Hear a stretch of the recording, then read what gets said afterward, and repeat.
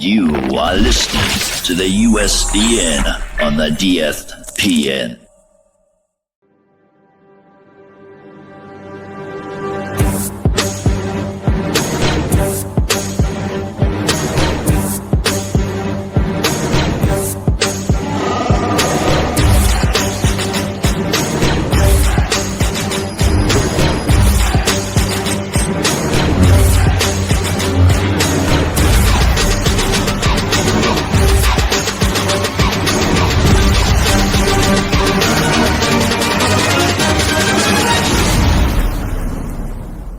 It's a trap!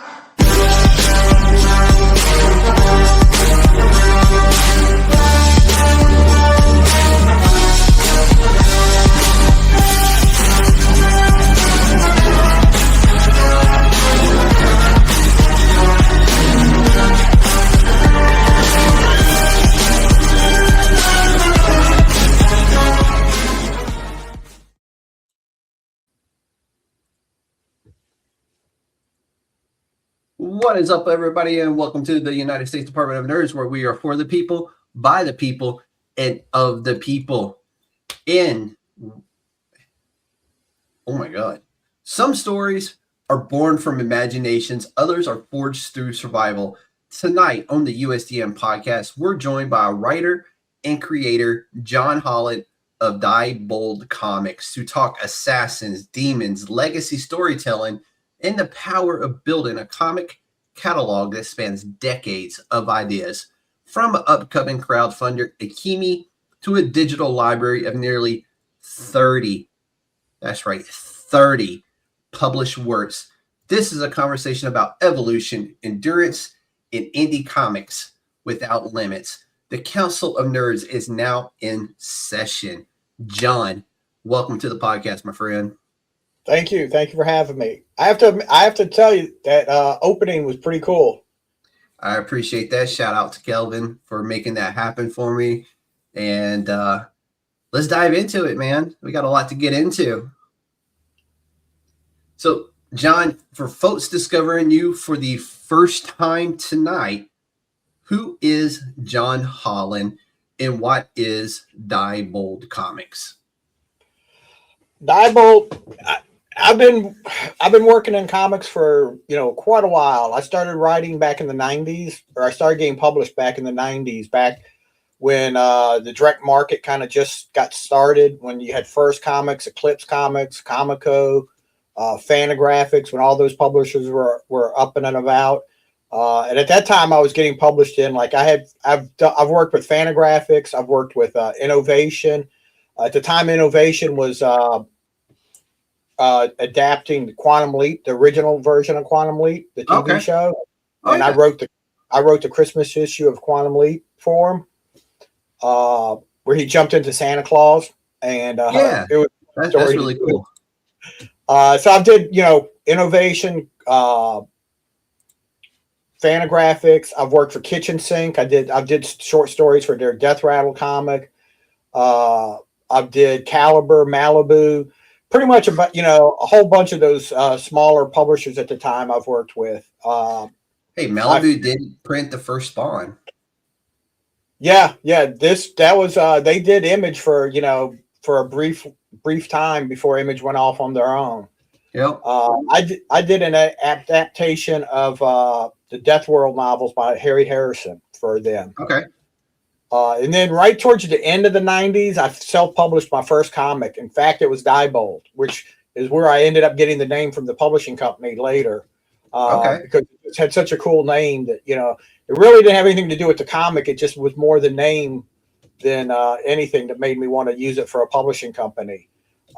So we did 2 issues of Die Bold, and then I kind of took a break. I think I got burned out. Things just kind of didn't seem to be going anywhere. I took a break for a few years. And then when I decided to come back, I already had this collection of stories, that I had already did in the 90s. With Fantagraphics, I did a series called Lizards in their Critters anthology. And when I came back, I decided to publish them as comics, put them into, I had 5 issues worth of comics stories that I was able to do. So that nice. was like 5 issues right there. And then I'm still working on it. Just the 6th issue came out a while back. So hopefully that's one of those things that I'm going to keep doing. Okay. And then that's really cool. Yeah, and most of that stuff was in black and white. So when I was coming back, I wanted to color some of it. Like Diebold, we colored, and I found a colorist to work on it at the time. And then while he was doing that, he told me, he says, I draw too. So I was like, oh, cool. So we ended up doing a new story, 4 issues of Ayla, Speaker for the Dead, with Javier Laparo, that was really the first, kind of the beginning. At the time, I wasn't publishing as Diebold. It took me a little while to actually market myself or brand myself as a company.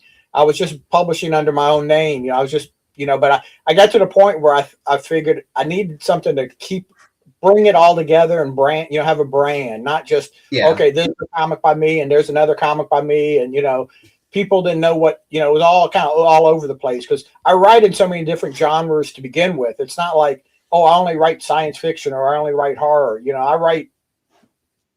I'm all over. I write humor, horror, science fiction, slice of life.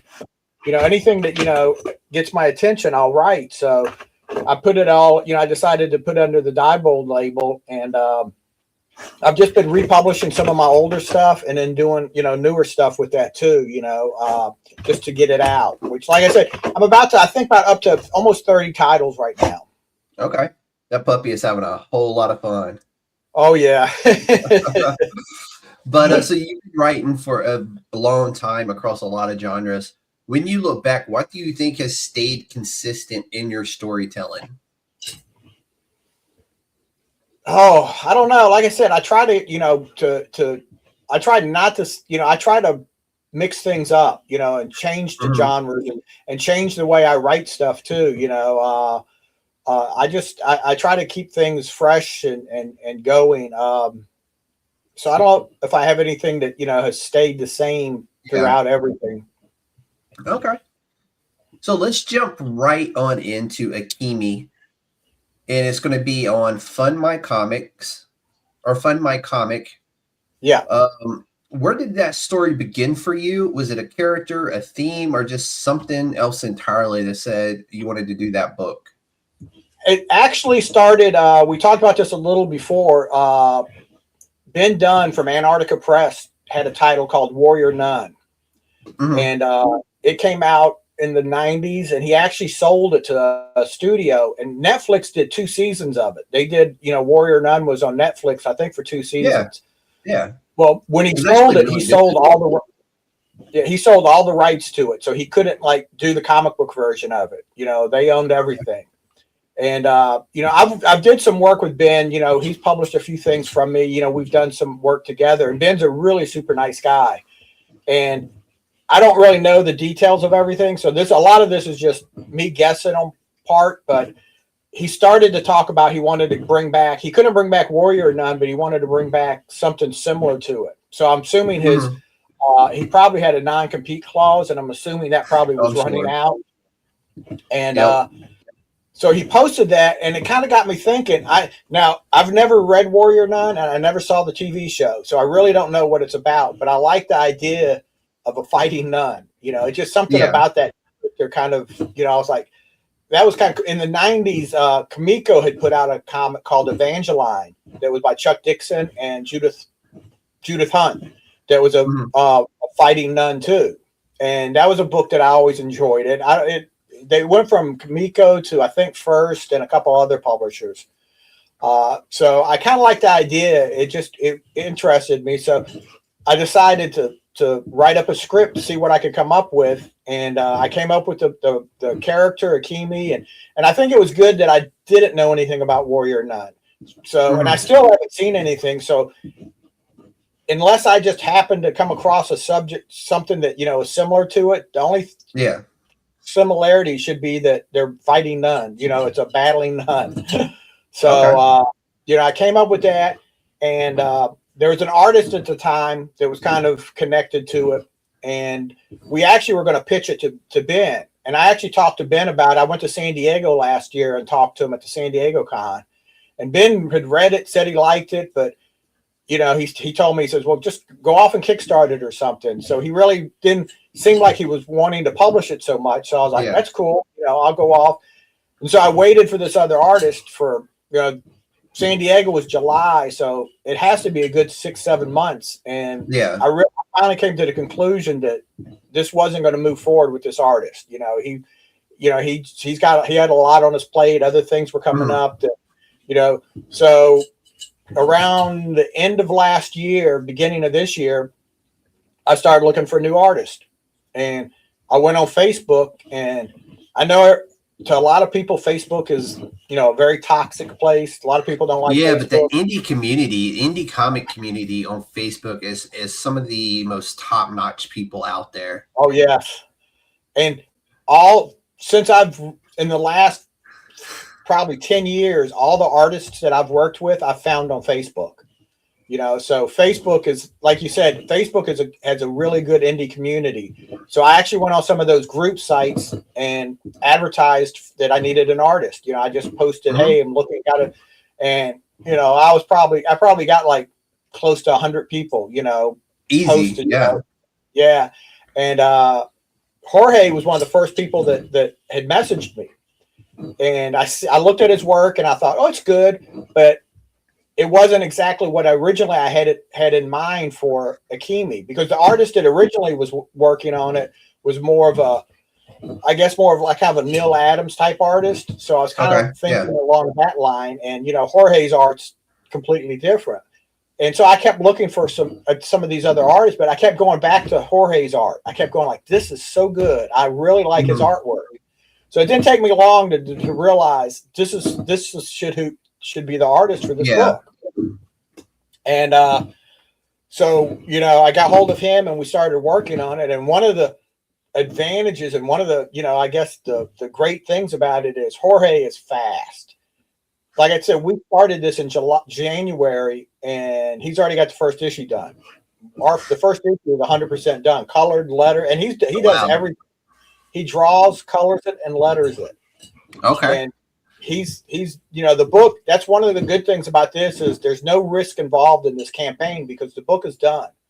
When we reach the end, we'll be able to just send it to the printer, and then that's going to be the only wait is waiting for the printers to get the book back, and then we'll be sending it to the backers. And we're already starting on the second issue. I've got the second issue just about finished wrote. And he's going to start drawing it. So we're hoping that the second issue will be done by the end of the campaign, or maybe a little after that, so we can go do a campaign for that, and we can get it. So the issues will fall. At least my goal is the first 4 issues to kind of fall on maybe a bi-monthly schedule, because I don't think we're going to. That's actually really good. Yeah. And I think that'll help it, because the problem, and it's happened to me too. With some of the stuff I've created, is you do an issue and then it takes 8 months to do the second issue. And it's like you're losing a lot of people within those 8 months. If we can get that out on a regular basis, and then we'll do a trade for that, and then hopefully come back and do another 4 issues, because I see this as an ongoing project. Something that could last as long as the two of us want to keep doing it.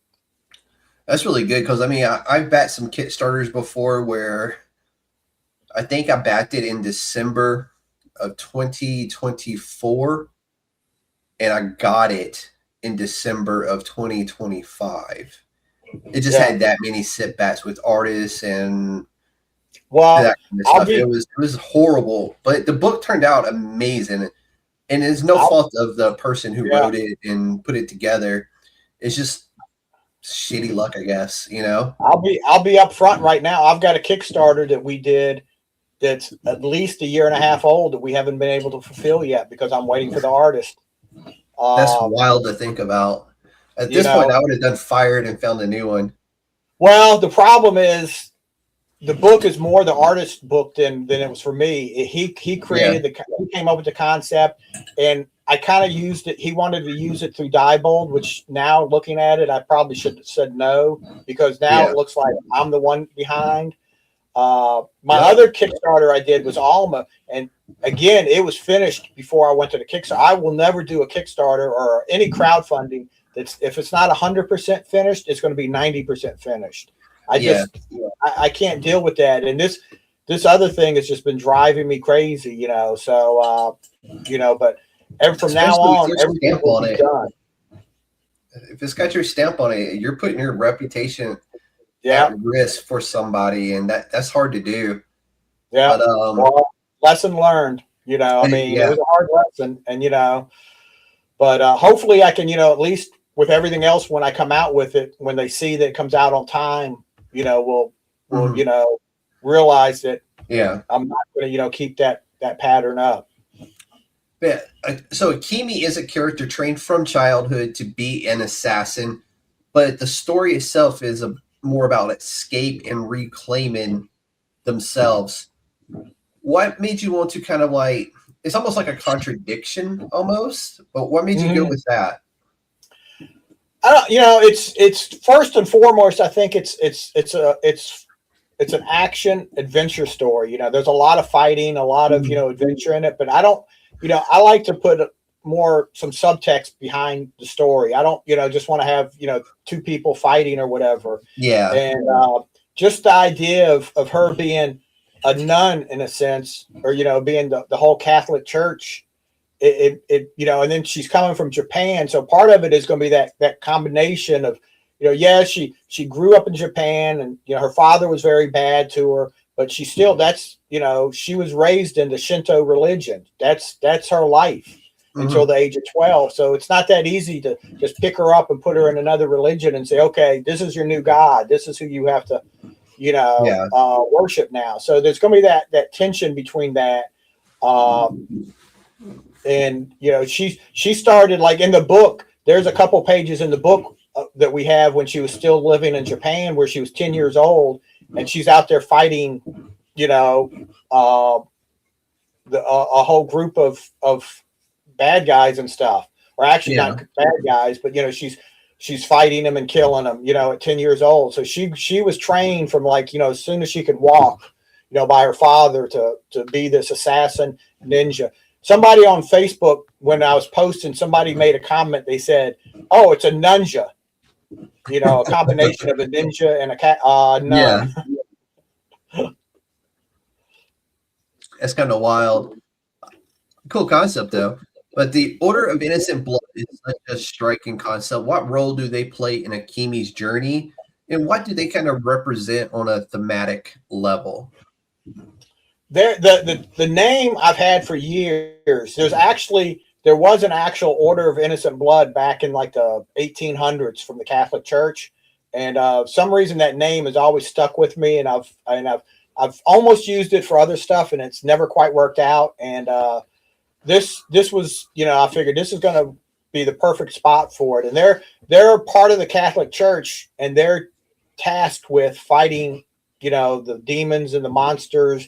And so they're pretty much the good guys, but there's still that conflict that, she's having to deal with the whole new religion and, against her old religion. So, but they're more or less the good guys. I'm not going to say they're 100% good, but because I don't think once you start taking religion into a lot of stuff, that hardcore, it gets the water definitely gets murky. Yes. But so the series is blending action and horror and emotional trauma. How did you find balancing the monster fighting with the very human cost of Akemi's past? It's just, as I write, I just have to kind of, I don't want to write, I'll write so many pages of, fighting or whatever, but then I know I've got to pull back and I want to do more than just, this is a fight. I want to show how it's affecting Akemi, or, something from her past. And the first issue, pretty much almost the way the book is broken down, between every 2 and 3 pages, it's a whole new scene. It's a whole, it's like, it goes pretty fast if you look at it like that. It's like, you go from the beginning of the book, she starts off coming to America, then it flips back to when she was a kid and comes back to, so it moves really quick. There's no long scene. I think the longest scene in one time is 3 pages. Mm-hmm. Now, is this like a 28 page or a 32 page comic? 24 pages. Okay. Okay. 24 pages. Now the second issue is pretty much one storyline. It's her first, once she's with the group and they're kind of having their first battle and stuff. So okay, nice. I like these kind of stories, and this story is very much in line with like, something is killing the children and the House of Slaughter and that kind of stuff. And I just really like these types of stories. It's strange you brought that up. I never really read James Tyrion that much, like with his Batman DC run. Because I wasn't. Nobody did. To be fair, I didn't either. I was in he's not. I will never take anything from him. The man is a genius of a writer. Just some of the stories, like I probably have all his titles minus his Batman. To be fair, I highly regard him as a writer and a creator, and I just couldn't get behind that Batman run. Yeah, well, and I think it's not him. His Batman run influenced me where I never really picked up any of his other work. I was kind of like, I don't want to read it. Out on a lot of good stuff. I've started to. I picked up. What was it? One of the first things I picked up from him was the Deviant. And that just blew me away. What'd you think about it? This was so good. Yeah, and it made me pick up. I've read the first, or maybe the first and second storyline from Something Is Killing the Children. I haven't finished reading it yet because I'm waiting I want to get like the big book, the omnibus. Yeah. But I just loved it. I was like, wow. I said, I just this was that's good. Check out the Department of Truth. Oh, see, I need to. Yeah, but The Nice House by the Lake. The Exquisite Corpses. That list can go on and on and on. That's how big of a fan of his I am. But Batman was not it for me. Yeah. Well, I'm going back and looking at it, but somewhere I think part of Something Is Killing the Children. I don't know how or where, but I think some of that influenced this storyline, because I just read it before I started doing this character, and it just was so good, and I read the one with what's her name's brother. What is it, the House of Slaughter? So there's the House of Slaughter, and then I there's read other little like mini stories in there too, like the Book of Cutter, and House of Slaughter finally came to a close. They closed that chapter out finally. Okay, which was just so good and so brilliant. Yeah, so I'm slowly going back and filling in the gaps because, like I said, I just kind of ignored him because of Batman. And once I started reading, Deviant was just such a good book. I mean, dude, that was like if you were going to pick a book to get back into his writing, the Deviant was the way to go. Yeah, it looked so different from everything that I thought, okay, and that's what I like to, I'll pick up a book that I don't have any idea about if it looks different. I was like, this looks really different, and it held me. I was like, all right, now I got to start reading some of his other stuff. So, you definitely cheated yourself. Now I've got a lot of books that I have to go out and buy. Hey, and to be fair, they're not. You're not going to be disappointed. One of the first ones I picked up was the Deviant, the Nice House by the Lake, and then the Nice House by the Sea. Exquisite Corpses that he's currently doing right now has been just a brilliant mastermind of writing on that one, and it just got sold as well. I think he sold like 3 series back to back to back to become TV shows or movies. Wow. Well, besides his writing so good, he's probably one of the best people in years for marketing and taking his, creating his own brand. I mean, he has done it's amazing what he's done to, since he's left, the mainstream. Mm-hmm. Yeah, no, I agree 100%. Then he has his own production company now called Tiny Onion. They have titles with Image, with Boom Studios, and he's got a series. I'm trying to think of what it's called. Let This One Be the Devil, about the Jersey Devil. Oh, it's like the birth of the Jersey Devil. That one was really good. But yeah, I don't think he's put his name on a bad title since Batman. Yeah, he's who I want to be when I grow up. I mean, I want to, you and me both. And I think I'm actually older than him. Yeah, I know. But yeah, no, he's brilliant. He's got a great marketing team.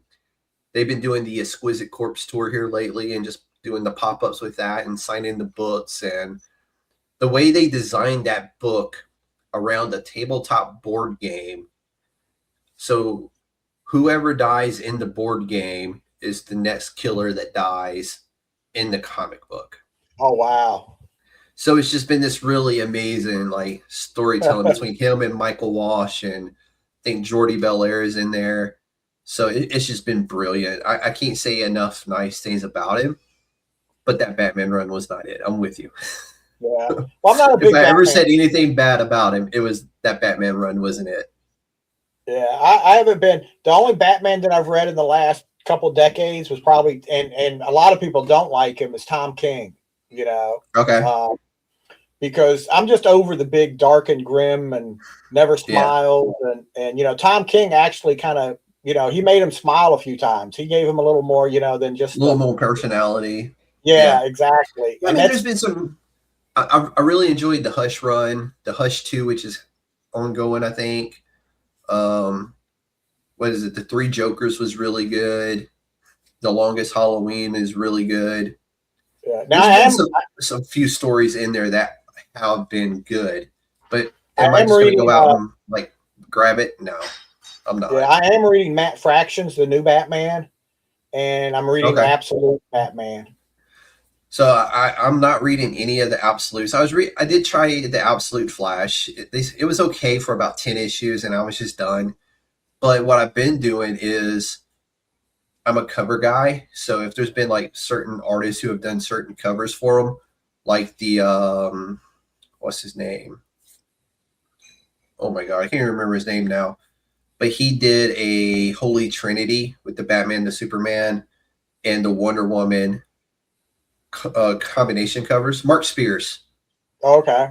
I got the Mark Spears connecting covers for issues 1 in the foil variant because it was just so cool. And I seen them sitting there and I was just like, okay, you can come home. I got you. But they're just so beautiful. And I'm a big fan of Mark Spears' art. And so for me, that was like, okay. And then like I just picked up the Joker cover. The Joker cover was absolutely beautiful. I can't remember who the artist was on it, but just the spin on Joker, it was just amazing. You know, I love that concept of the Joker in this Absolute series. So I like the fact that the Absolute universe is really a lot different than the normal DC universe. That they really went, you know, they took that concept and you know put their spin on it. But I will say, I think of all the titles, the Absolute Wonder Woman is the best. I heard it was Martian Manhunter. Martian Manhunter is what everybody. Yeah, Martian Manhunter it's right up there with it. Martian Manhunter is very good, but Martian Manhunter, sometimes my brain just kind of like when you read it, you just go like, boom. So the Absolute Flash it didn't work for me because it felt like any other Flash story. And that's why it didn't work. It did it feel like the stripped down versions like the Absolute Wonder Woman and Batman and Superman? No, to me, it kind of didn't. But that's me, though. I'm not a big mainstream comic book fan. I will always prefer the indie comics over the big two. You know what I'm saying? Yeah. So, but let's keep on going talking about some Akemi here. So without spoiling anything, what do you want readers to take away after they read this first issue? I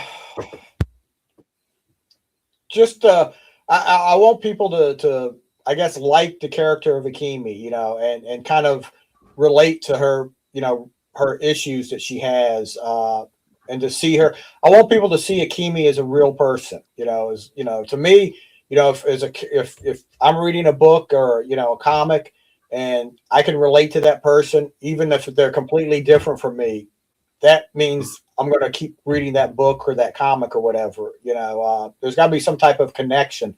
And I just want people to have that connection to the character. You know, she's going through a lot, you know, she's definitely not, you know, she's only in the main storyline. She's going to be 16 years old. So, you know, she's learning how to be an adult. She's learning how to be, the person, she came from she's becoming a person, Yeah.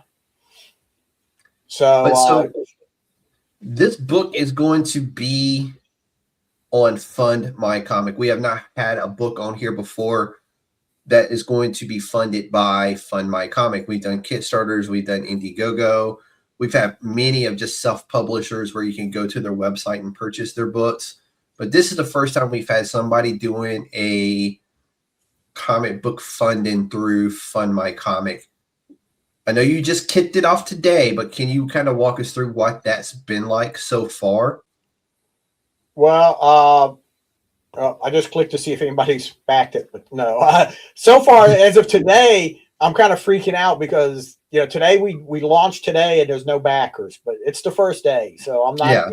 I'm keeping that. But the actual setting everything up and going through was very simple. It was a very easy process. It's the template. You just go in and put everything in place, and then when you get it in place, you have to they have to review it. It took them I don't even think it took them 4 hours to review it, and it came back and been approved. So everything has been they use Stripe instead of PayPal, which I've always been more of a PayPal person, so I had to go back and I had a Stripe, but I think it was so old that I had to go back and kind of it was connected to an old account that I had to update. Yeah. Which isn't bad because a lot of places use Stripe, so I probably need that anyway. But it's been simple now. The biggest difference, Kickstarter has a lot bigger reach. Kickstarter has a lot more people that, I look at Kickstarter. Kickstarter is like its own comic shop. There's people on Kickstarter, I think, that never probably go to a comic shop. They just scroll through the comics on Kickstarter and pick what they like. They probably never even, leave their house to go to a comic shop. They just buy on, so there's a lot, you can get people, you pick up people on Kickstarter that, that probably never seen your Facebook posts or your ads that you put out. They just seen it by scrolling through Kickstarter. Fund My Comic, I don't know how big that is. I know it's not as big as Kickstarter. They do but then by the same token, Fund My Comic is geared just for comic books. It doesn't have, a lot of other, Kickstarts everything, but so, I do see, like people like Pat Broderick is on Fund My Comic, Mike Barron's on Fund My Comic. So I do see some, some established names using it. And I've seen people, and I kind of scrolled through it to see if people were actually funding their comics. If I was scrolled through it and I kept seeing people not funding, I would have been like, okay, this is not a good. So, so I have seen people run like simultaneous, programs with Indiegogo and Kickstarter both at the same time. I'm just like, that is a lot of work. I'd be dead. It's hard enough to just run one campaign. I don't know. Yeah. I'm worried now because basically I'm doing this campaign. As soon as this ends, I should be doing a Zoop campaign. As soon as that ends, I'm actually going back to Kickstarter. I have a Kickstarter coming up in a couple months. So it's I'm glad you brought up Zoop because that's what we're talking about next. Yeah. So I'm glad you brought it up, man. So your Diebold Comics digital library is on Zoop. Nearly 30 comics in one digital collection. What made you want to bring your entire body of work together like this? It gives me a chance to get it in front of everybody. And I kind of had the idea. I've had it for like about a year and a half now that, Kickstarter, when you look at Kickstarter, you see more and more people backing the digital versions of stuff. I mean, it still hasn't got over half, but there's a lot of people are going just digital now.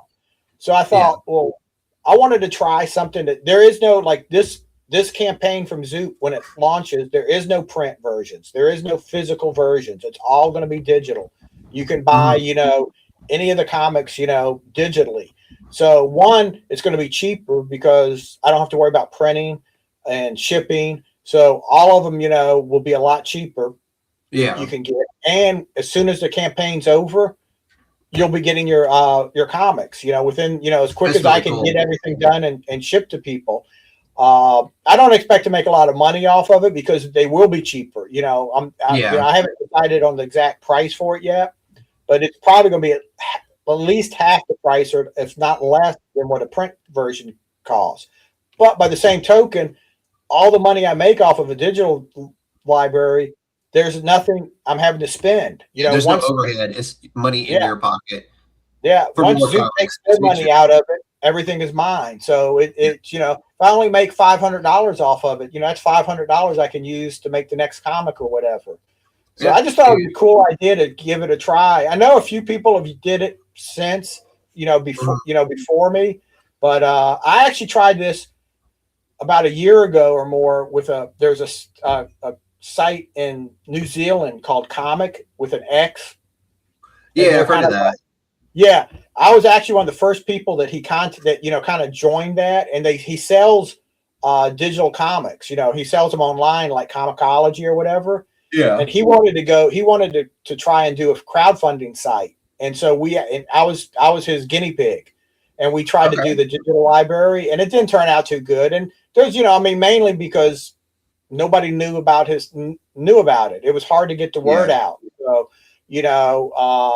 but that idea stayed with me, and I was like, I really still want to do this. I originally was going to do it for Kickstarter, but I've been wanting to do it. I've been wanting to try Zoop for the last year or two since I've heard about it. One of the things from what I understand, Zoop right now, we're on just in the beginning stages. They just basically approved my campaign, but Zoop basically they do the heavy lifting. They do, create the campaign for you, so you kind of don't have to do a whole lot of work. It's really nice. Yes. Well, we'll see. Like I said, I haven't got to that point yet. We're just getting there. They just sent me an email saying, hey, we're going to get ready to start doing this soon. So we'll see how it goes and, how it works out. And, Zoop has built kind of a following. They're kind of like Fund My Comics where, they're not going to have a, Kickstarter size funding, but a lot of people, I've seen a lot of people go through Zoop, a lot of big names, have went through Zoop. So your library spans A Girl and Her Dog to Alma to Robot Sex. Is there anything that kind of like connects those books together, or any of your books together? Or are they just all like, well, it's kind of funny. Like Alma, Ayla, Robot Sex, those three for sure. I've kind of dropped little hints in it that they're all in the same universe. Okay. Nice. There's not a lot to because all of those, almost set in the present. Robot Sex is set way, way, way in the future. And what was the third? I forgot what the third one was now. A Girl and Her Dog. Ayla. A Girl and Her Dog stands by itself. It's kind of like a slice of life. Ayla is set in the near future. So gotcha. There's a little connections between it, but nothing major. And I just dropped it and just kind of thought, I want to see if anybody notices this. And I was on a podcast about a year ago, and the guy was like, he had read all of them, and he goes, "Is all this connected together?" And I was like, "Oh, you noticed that?" Nice. No, that's always cool. I always enjoy when you read a writer's work, and then as you read the books, you start connecting little pieces. Like, wait, that was mentioned over here in this book. Yeah. And then you read another book, you're like, wait, that was mentioned in the other two books, and you're like, I see what you did there. Yeah. And I enjoy Easter eggs like that. And I say this all the time. Like, I just enjoy finding those little nuances to the writers and to the artists where they drop those little things in their work. And you're like, look at that. And then look at that over there. I see what you're doing. I'm on to you.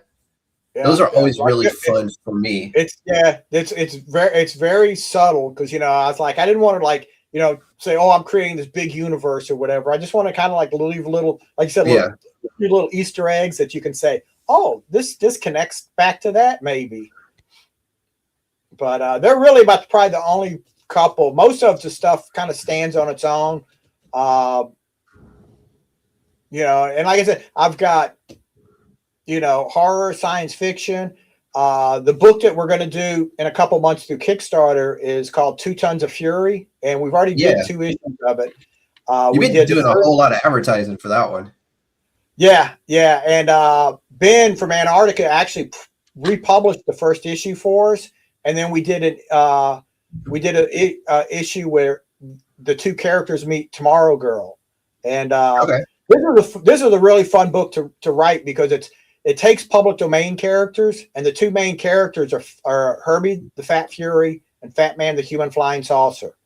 So as you can tell with those characters, the book is not very serious. It's very, and the one we have coming up that's going to be in probably March or June, depending, because we're working on it right. Well, it's about half done, and we don't want to, go to Kickstarter until it's finished.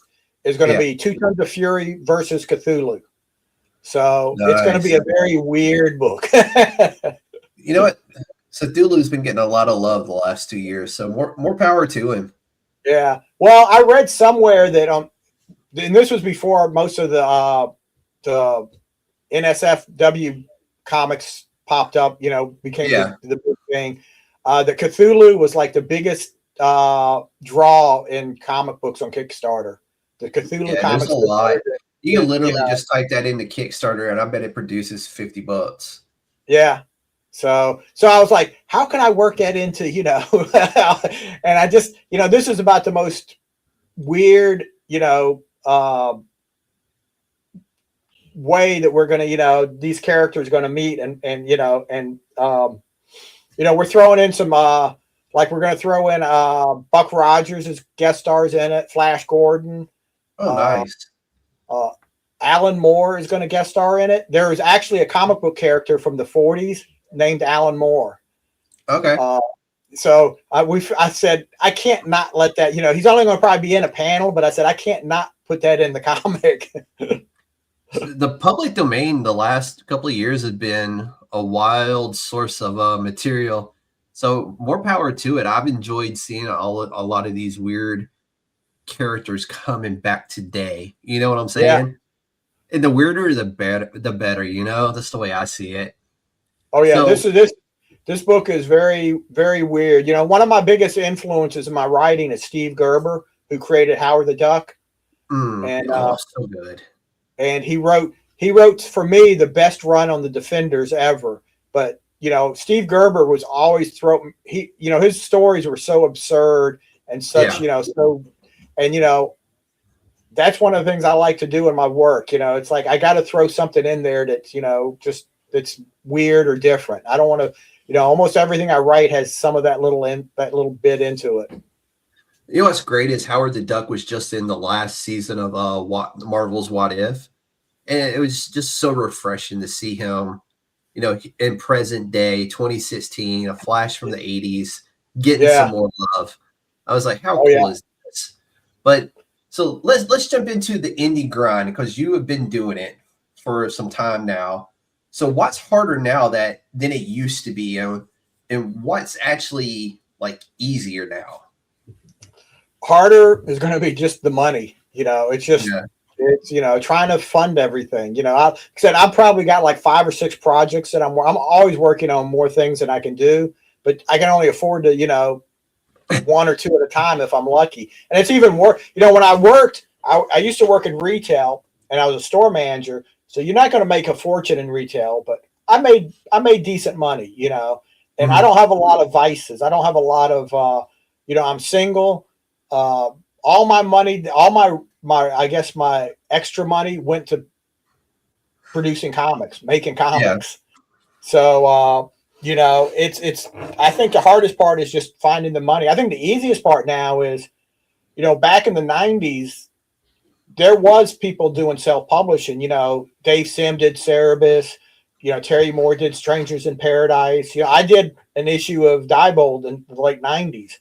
But, it wasn't as common. And I don't think it was harder to, there was no Kickstarters. There were no crowdfunders. There was no social media. There was no, Facebook or Twitter. It was producing a comic, putting the comic in an envelope, and then sending it out.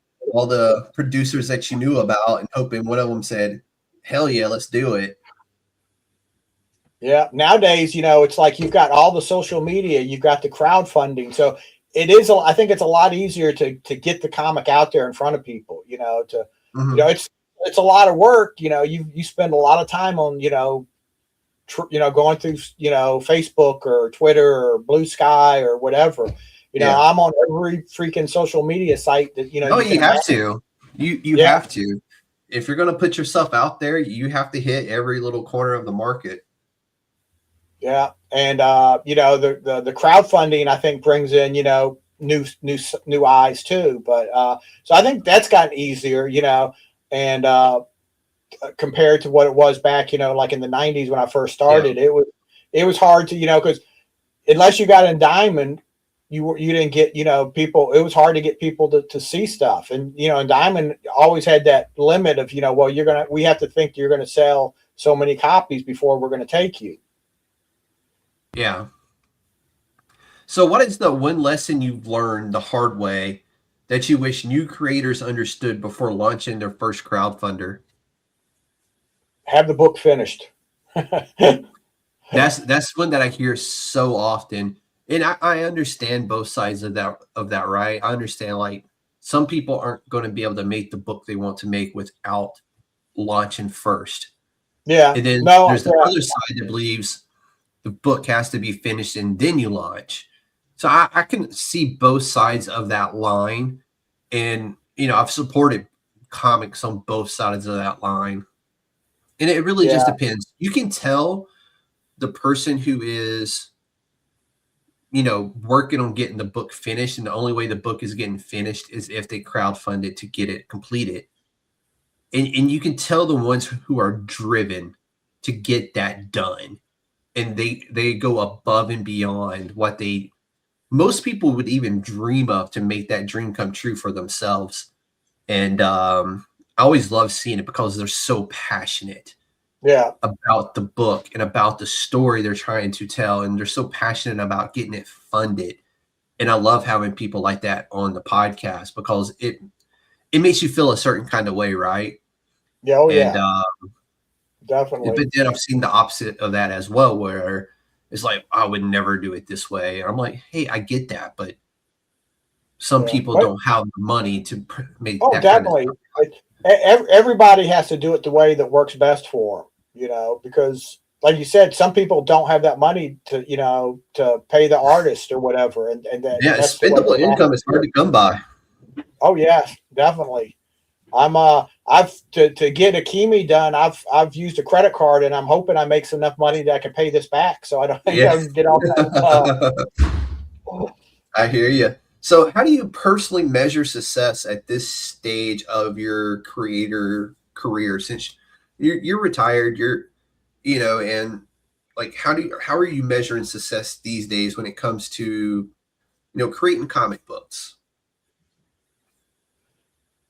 To me, it's as long as I'm enjoying it, I feel like I'm successful. As long as I keep liking what I'm doing, I would like to. My goal is, I would like to be able to at least pay for what I'm doing. If I can make enough money to pay for my next comic, then I'll be happy. I have bigger goals that I'd like to, maybe, be able to make it, a better living through my comics, but I've been doing this long enough that I know, well, that may never happen. You hear the stories of, Robert Kirkman's and the, Kevin Eastman and Peter Laird, but there's 100 more people for every one of those guys that, they may keep struggling to put their books out, but that's going to be their life. I keep working to put the books out. And, as long as I enjoy it and have fun doing it, to me, that's success right now. As long as I don't keep losing too much money doing it, I feel you. I do conventions, that's right now. Conventions have probably been my best where I do most of my selling. I do quite a few conventions. I try to do at least one convention a month, if not more, So. Okay. That's not bad at all. At least you're not out there trying to hit like 4 or 5 in a month, and it's just like you're doing how many? Like I'm excited whenever I see creators dropping their con schedules. It's one of my favorite things to see if they're going to be close to me to where, like, because there's a few signatures out there that I still haven't got yet that I really want. And a lot of them are from people overseas. And there's one Korean artist who I was hoping I was going to be able to get a signature from last year at a local convention. But they were like, oh, I'm not going to show up until, 1 p.m. because I'll be in my room doing commissions. Mm-hmm. Like, dude, I'm trying to be out of here by lunchtime. Yeah. So I was able to get all the others that I had planned on, and plus one that I didn't even know was going to be there. But I was just like, I'm not sticking around that long for your signatures, for you to be able to. I mean, I get it. You make most of your money off of commissions. Got it. I completely understand that. Like, dude, I just wanted a damn signature on a comic book. on a Something Is Killing the Children book, actually. Yeah. It was a virgin print of one of his covers that he did. And I was just like, I really wanted that sign. Like, God. Yeah. Like, the whole day I was like protecting this book and hoping, to get this thing signed. And then it just didn't happen because he was like, oh, I'm in my room till like 1 or 2 o'clock. And then I'll only be on the floor from like this time to this time. I'm like, dude, what the hell? But I understand as well. I get it. So I'm watching his convention schedule going, okay, where is he going to be close to me or close to a friend of mine to where I can send them the book? Yeah. Like, hey, I need you to do me a favor. I will pay your way. I will do whatever. But can you go get this signed for me by this one guy? Yeah. But no, it's cool that you get to do at least one a month. That's pretty good. The area I live in that would not be possible because there's just not that many around. Well, so I envy that. I'm in Louisiana, and surprisingly, there's a lot of local conventions, but I've kind of moved off of the local conventions because I just did so many of them, and people were like, anybody that was interested in my work, most of them had already bought it. Yeah. So I'm trying to move, like I'm doing in Texas, Tennessee, Florida, Georgia, anywhere. I did see you say that. No further than about 8 hours. Yeah. Usually 6 to 8 hours. Now, 2 years ago, I did do Heroes Con, and that was like a 19-hour drive, but that was special. That was Heroes Con. Yeah. Yeah. I'm not going to do that for like a lot of just local conventions.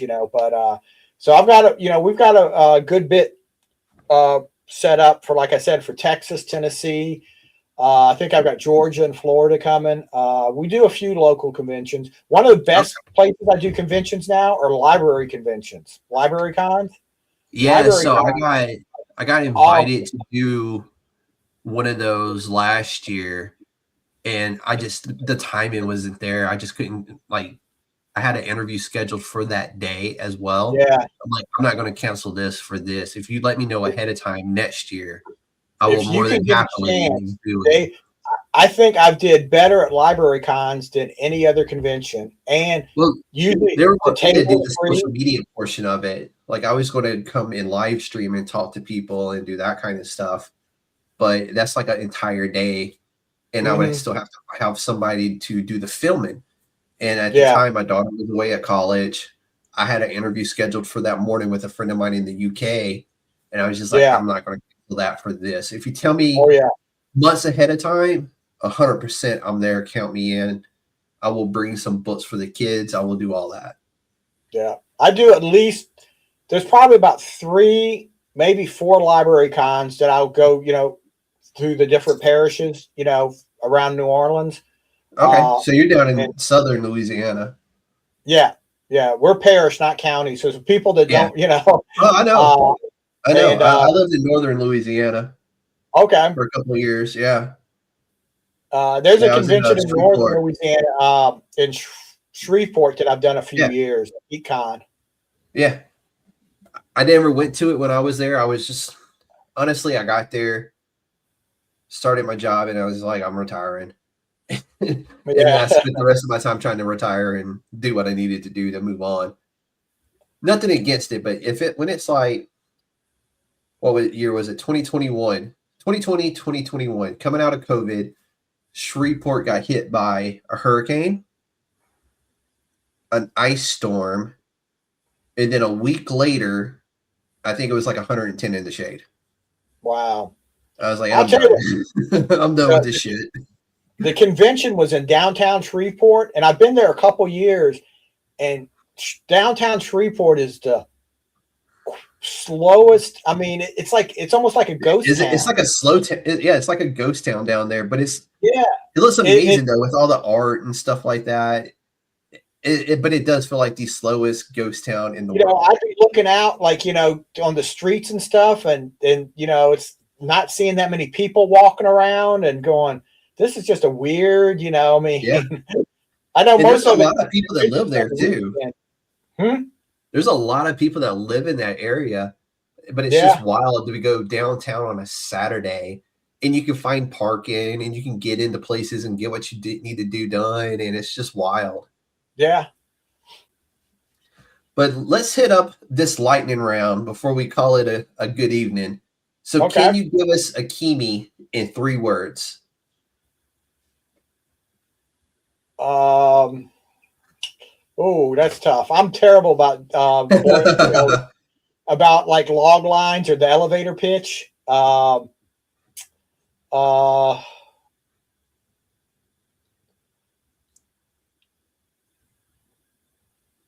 guess it's not much of a lightning round right now. Hey, it's all good. I mean, you gave us your elevator pitch earlier, so it's all good. Yeah. What's your favorite genre to write?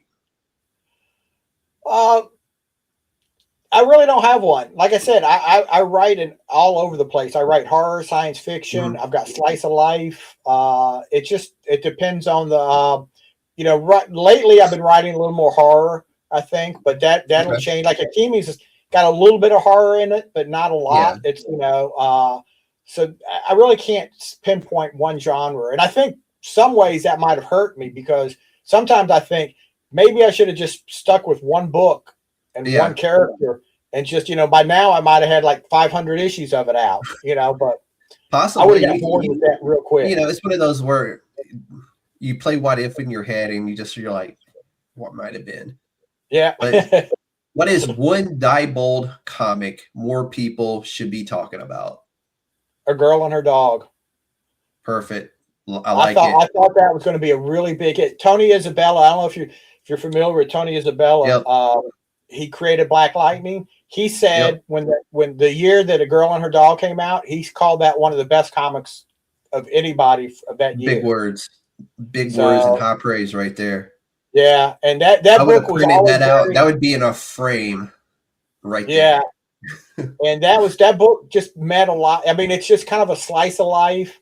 It's just about a girl and her dog, and it really, when I wrote it, it meant a lot to me, and it's still. I thought it was going to be one of those books that could cross over, and it sells all right, but it never taken off like I thought it was going to. Perfect. Digital or print? Personally, I like print, Same. but I think I need to get more into digital because digital, I don't think it's going to take over print. I don't think it's going to become, because there's still something about holding a book in your hand. Exactly. The smell as you turn the page, the noise the page makes. It's the best thing ever. And I don't know if you've heard of Bad Idea Comics. They print on that like newspaper paper. Oh, and really? It makes this amazing sound. Like they have a lot of really good titles right now. Like they came out, like I noticed them late last year, and I've been picking up their titles ever since. And they're doing Cul-de-sac. If there's a win book you need to check out Cul-de-sac. It has been amazing. I'll have to look at that. Yeah, I've heard about it. Just the sound that paper makes. It's like that old school like comic book paper, almost like newspaper. Yeah. And it just makes that one particular sound, It's very unique to itself. And I just love it. And the books have just been, like I said, they haven't made a bad book yet. So them and Mad Cave and a few others have just been on fire. Ani Press and EC. Yeah. Just doing amazing things over the last like 18 months to 2 years. And I love seeing it. But last one for the lightning round. Indie comics need more, fill in the blank.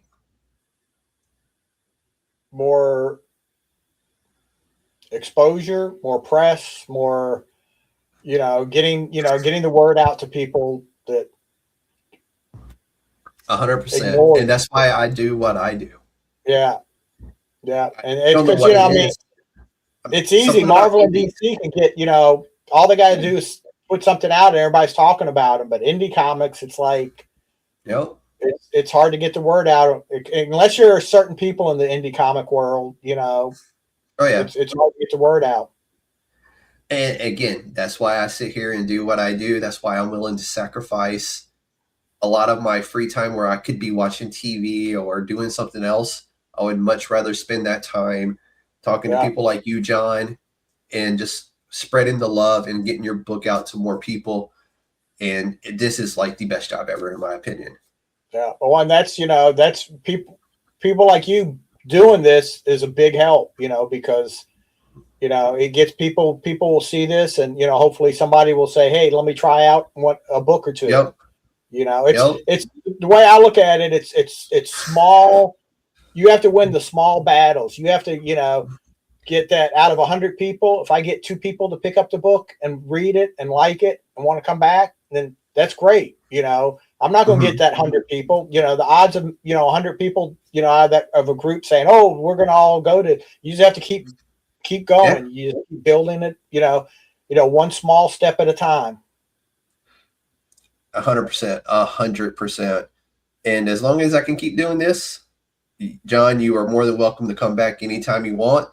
Awesome. But before we close it out, John, can you tell everybody where they can find you, Akemi, and all your other socials? I have let's see. On Substack is pretty much the best place because I've kind of consolidated everything there. It's jholland.substack.com. I keep that updated, usually weekly. Sometimes I'll be on there like every day, dropping stuff. I talk about the new stuff coming out. I talk about old stuff. I talk about creating comics. I use that site for it's just everything that, I want to talk about or write about goes on that site. Akemi, if you just go into fundmycomics.com and then just look for Akemi, you can find it. It'll pop up. But pretty much I'm on every social media site. So if you type in my name on Facebook or either my name or Diebold Comics, I'm on everything, so you can, I'm pretty easy to find. Some reason on some I'm under my name, some I'm under Diebold Comics because I can't remember when I'm doing these things when I set them up. So, but I'm on Facebook all the time. Facebook is probably the site that I've been seeing you everywhere here lately on all the indie. If you follow any of the indie comic pages, I've seen you everywhere here lately. So it's been great. Yeah. Instagram, I've always had an account, but I've never been very big on it, but I've been doing a lot more on Instagram because I've heard Instagram is a really good site to be on. I'm finally getting Instagram to work for me. So thankfully, I think I found something that kind of works for me. And here lately, I've been doing pretty good over there. So shout out to all those guys who are following me over there because it's amazing every time I log in and get on. I got more followers, and it feels like it's been like this long uphill journey that's finally working. Yeah. So it just feels really good to finally have stuff working for you. Yeah. So so I'm on if I post something on Facebook, especially if it's anything for one of my books or something, I try to hit all the sites. You're gonna see you're gonna see it on Twitter and Blue Sky and Threads, and that's how I do it. Actually, is I have pre-written stuff, and like a new drop, I start right to left, and I just go one by one. And just drop it in everything all at one time. And then I'm like, okay. And finally, like I said, everything's starting to fall into place now. And it's been amazing interacting with a lot of people and getting to know a lot of people. But the only site that I'm not on really that I've heard is that I need to be on is TikTok. I've heard TikTok has a pretty good sized comic community, but Yeah. I'm not a video guy. I'm not going to make, videos. And one, I don't like myself. I don't like my voice. I don't like being on video. It took me a while to do podcasts because I was like, Yeah. I don't want to be there. I don't want to be, And, it is one of those things where it takes you a few minutes to kind of like I'm looking at myself, I'm listening to myself, and it's just one of those where, I mean, I've been doing it now for a little bit. So for me, it's just kind of like a second nature now. But in the beginning, especially when I would go back and listen to myself later, I'd be like, oh God.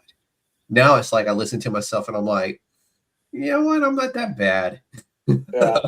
I'm learning. I can do the podcast now, but I just, I don't know. TikTok is it's a weird site, but I've heard that there's a pretty big comic book community on TikTok. So, it's one of those where eventually one day I'm going to create an account for the podcast and just post clips and shorts on there. Yeah. But right now, but right now I'm just literally I know there's like a certain point I want to get myself to before I go down that road. And I'm almost to that point now. Like there's a number in my head that I want to reach before I do it. And I'm getting closer to that number now. So once I hit that number I'm looking for, that's when I'll probably go, okay, I've got that number where I want it across my platforms. Let me venture with this now, because otherwise I feel like I'm just taking too much at one time and I don't want to do that. So yeah.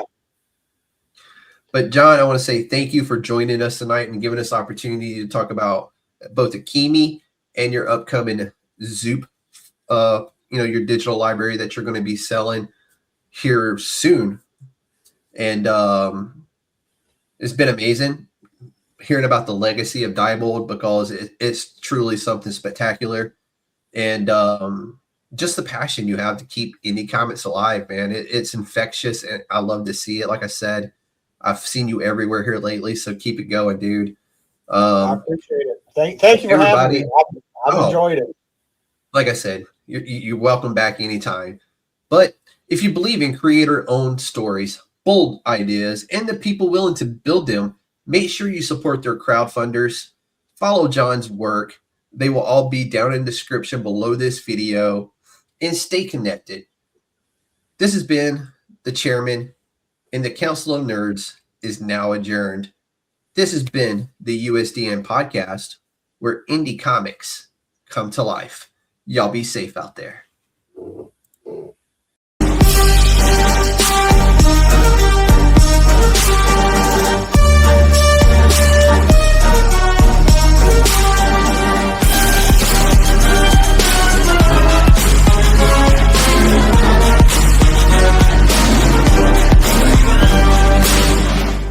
It's a trap!